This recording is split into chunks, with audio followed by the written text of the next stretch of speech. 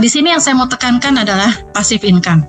Bapak Ibu kalau menjalankan di sini, Bapak Ibu harus punya dream, yaitu ingin punya passive income. Ya, kalau nggak punya dream itu susah kita untuk maju. Ya, kenapa kita harus punya passive income, Bapak Ibu?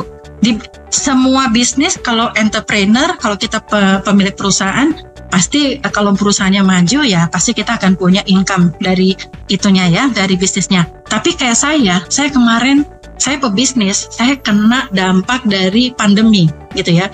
Kami loss banyak sekali, hitungannya udah puluhan miliar.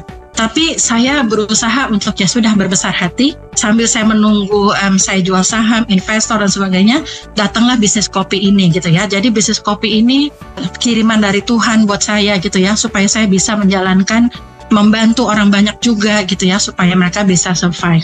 Jadi Bapak Ibu, kita kepingin sekali kan, kita untuk mempunyai suatu waktu yang banyak dan uang yang banyak. Bukannya kita materialistis, tapi ini fakta.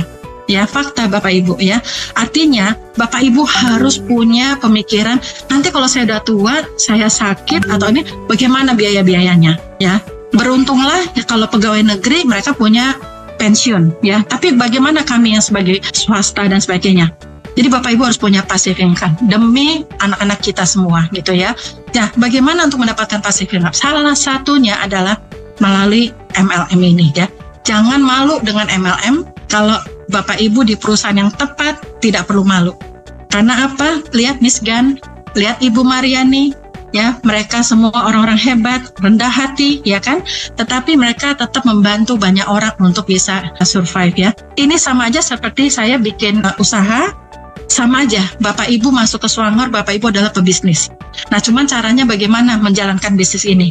Yaitu bangun basis penikmat kopi. Bapak Ibu nggak perlu pikirkan, saya harus cari leader, saya harus cari pemain multi level, saya harus cari orang yang jago marketing. Enggak Bapak Ibu, bangunlah basis penikmat kopi. Itu aja gitu loh. Kenapa? Buktinya di grup saya membina penikmat kopi semua.